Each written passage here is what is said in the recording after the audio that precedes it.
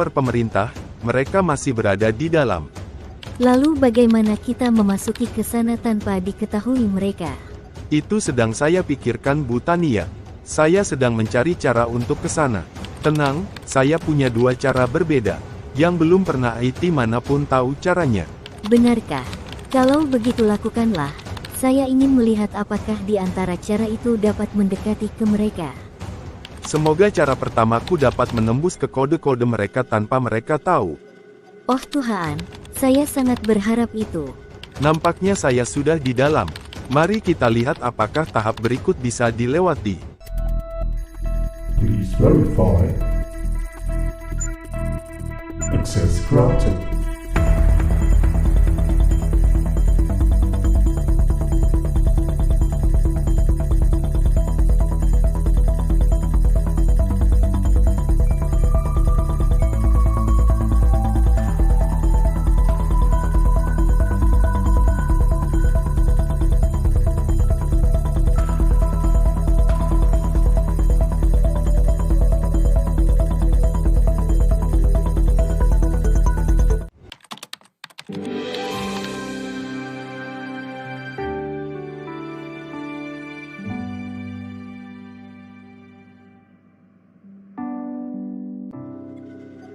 Rencana pertama kita sudah mendekati mereka, Bu.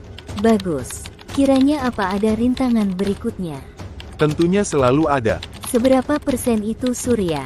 Saya belum mengetahui, Bu. Kemungkinan saja trust tembus lebih dekat.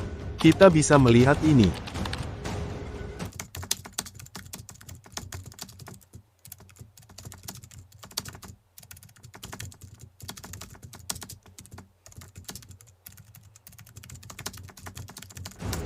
Saya berada di tengah perjalanan dari mereka.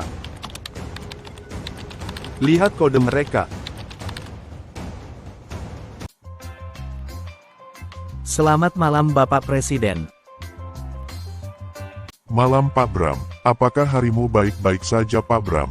Terima kasih Bapak, hari ini cukup baik. Bagaimana dengan Bapak? Sama sepertimu Pak Bram. Saya ingin tahu berita terkini mengenai kondisi server kita. Saya mendapatkan informasi dari Pak Rino, bahwa Ibu Tania sudah mendapatkan orang yang kita cari Bapak. Bagus. Di mana mereka sekarang? Mereka berada di lokasi pasar kota Bapak. Pasar kota. Ya Bapak. Lalu mengapa mereka tidak membawanya ke istana sekarang? Informasi dari Ibu Tania, mereka sedang berdua dengan orang IT tersebut. Lalu, Mereka sedang di ruang komputer bawah tanah milik Surya Bapak. Surya. Apakah Surya nama orang tersebut? Ya Bapak. Oke bagus. Mari kita pergi ke dalam. Kita bahas di dalam. Baik Bapak. Silahkan duduk Pak Bram. Semua data di dua server kita masih aman terkendali bos. Good. I want you to strive for excellence. Yes bos. Observe all the data we have gathered. Verify that all aspects are well monitored. And don't give them an opening. Yes I will. The best for you bos. Good. Selamat malam, pemirsa. Kabar kelanjutan mengejutkan datang dari dunia maya. Pemerintah baru saja mengonfirmasi sedang melakukan perbaikan data server. Hacker berhasil membekukan dua server pemerintah dalam skala cukup besar. Ya, ini bukan sekadar insiden kecil. Data-data sensitif milik negara, termasuk informasi pribadi warga, diduga telah dicuri dan berpotensi disalahgunakan. Atau mereka ingin menjualnya. Saya akan mencoba menyambung ke rekan kami yang berada di Istana Kepresidenan.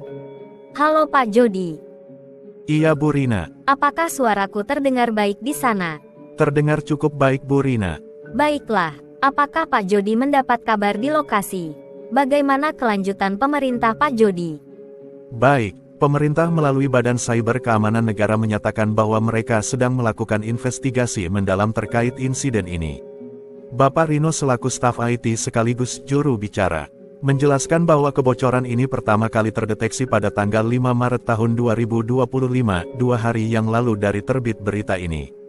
Bapak Rino staf IT dan juru bicara mengungkapkan kekecewaannya. Kami sangat menyesalkan kejadian ini. Prioritas utama kami saat ini adalah mengamankan sisa data dan mengidentifikasi pelaku. Kami juga akan bekerja sama dengan pihak berwenang untuk memastikan kejadian serupa tidak terulang di masa depan. Oke baik, namun, pertanyaan besar muncul di benak kita. Bagaimana peretas bisa menembus sistem keamanan yang seharusnya berlapis-lapis? Apakah ada kelalaian dari pihak pemerintah? Bapak Rino selaku IT mengungkap yang saya rangkum. Para ahli keamanan cyber menduga bahwa peretas memanfaatkan celah keamanan dalam sistem yang belum diperbarui. Selain itu, serangan phishing atau malware juga diduga menjadi salah satu penyebab kebocoran ini.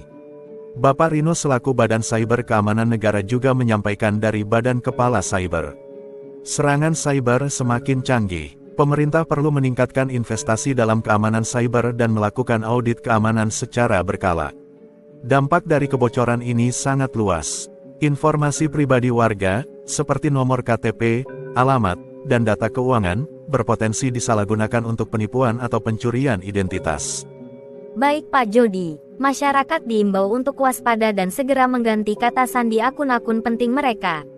Selain itu, perhatikan dengan cermat jika ada aktivitas mencurigakan di akun bank atau kartu kredit. Kasus ini menjadi peringatan keras bagi pemerintah dan seluruh lembaga publik untuk memperkuat sistem keamanan cyber mereka. Di era digital ini, data adalah aset yang sangat berharga dan perlu dilindungi dengan maksimal. Baik, terima kasih Pak Jody. Iya sama-sama Bu Rina, saya kembalikan ke Bu Rina. Berita hari ini selesai. Kami akan terus memantau perkembangan kasus ini dan memberikan informasi terbaru kepada pemirsa. Sampai jumpa.